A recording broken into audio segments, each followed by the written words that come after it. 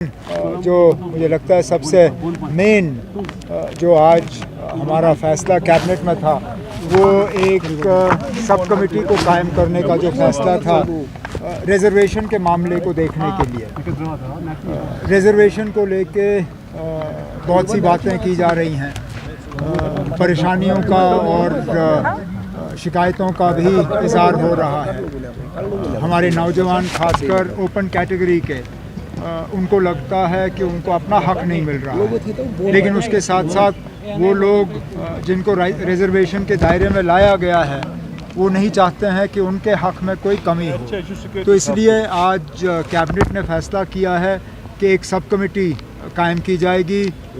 उस cabinet sub committee में 3 honourable minister होंगे और उन्हें कैबिनेट ने ये कहा है कि वो एक होलिस्टिक व्यू इस रिजर्वेशन के मामले का लें। वो ये देखें कि अभी तक क्या हुआ है, हाल ही में जो सुप्रीम कोर्ट के इसमें आदेश हैं उनको लेके हम क्या हमने उनको जो है उससे आगे गए हैं या हम वहीं तक हैं, और आगे क्या फ़ैसले लिए जाने चाहिए ताकि किसी का हक जो है वो छीना ना जाए, लेकिन इंसाफ सबसे हो। तो इसके लिए कैबिनेट सब कमेटी अब बनाई गई है, उन्हें वक्त दिया गया है, वो अपना रिपोर्ट जो है कैबिनेट के सामने पेश करेंगे और उसके बाद हम कोई फैसला इसमें कर पाएंगे। उमर साहब, चूँकि माशाल्लाह 5 साल की गवर्नमेंट है लोगों की फलाह व बहबूद के लिए, अभी से कहेंगे कि 1 महीना हो गया क्या किया सरकार ने, ये मौजूद नहीं होगा।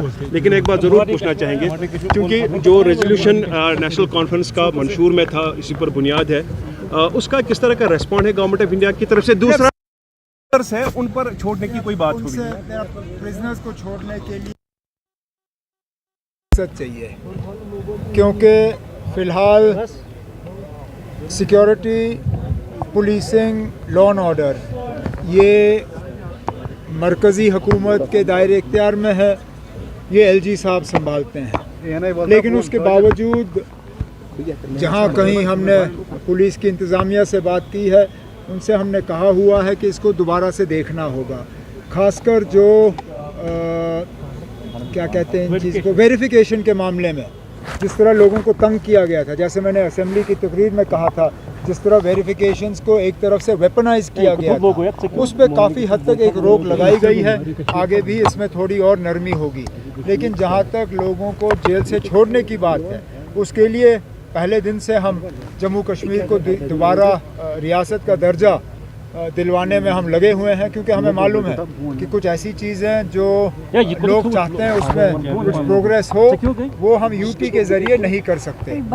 और इसके साथ साथ आपने पहले रेजोल्यूशन आप सबसे बड़ी बात यह है कि रेजोल्यूशन कहीं रिजेक्ट नहीं हुआ ना, रेजोल्यूशन पास हुआ, रेजोल्यूशन को किसी ने रिजेक्ट नहीं किया, यही बड़ी बात है। एक दरवाज़ा खुला है, आगे जाके देख लेंगे। उसमें खरगे साहब ने क्यों कहा था जो बात पार्लियामेंट में हुई उसको दोहराना क्यों है?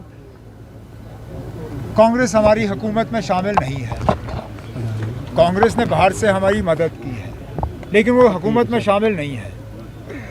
अब ये हुकूमत ने ये रेजोल्यूशन लाया है, इस रेजोल्यूशन को मां सिवाय बीजेपी के तमाम मेंबरों ने उस वक्त पास किया, उसमें कांग्रेस भी शामिल थी।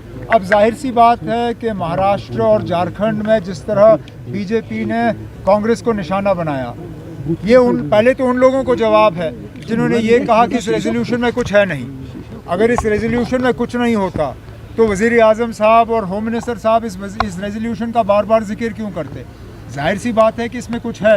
अब कांग्रेस की मजबूरी बनी कि वो थोड़ा सा इसको डाइल्यूट करने की कोशिश करें, लेकिन उनके कहने से कुछ डाइल्यूट नहीं होता। जम्मू कश्मीर की असेंबली ने ओवरवेलमिंग मेजॉरिटी से इसको पास किया है और वो है। उमर साहब कैबिनेट में बिजली के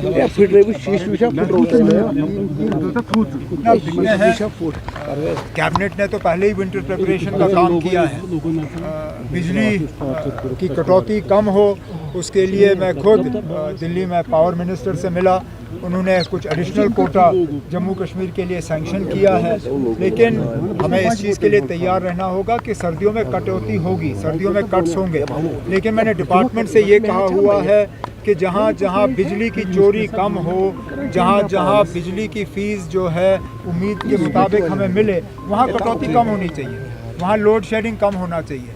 और उम्मीद की जाती है कि इस साल सर्दियों में लोगों को थोड़ा सा इसमें इम्प्रूवमेंट नजर आएगा। बड़ी बदकिस्मती की बात है और अफसोस की बात यह है कि हमारे लोगों ने कुछ भी नहीं सीखा। ये पहला हादसा नहीं है ऐसा जबकि लोकल्स को किसी पुलिस कैंप में बुला के उनके साथ मारपीट नहीं हुई। ये तो अल्लाह का शुक्र है कि ये सारे जो हैं ये मतलब अपनी कीमती जानें नहीं गंवाई, नहीं तो इससे पहले हमने वो हादसे भी देखे जहां लोगों को पुलिस के कैंप में बुला के टॉर्चर करके वो अपनी कीमती जानें गंवाई।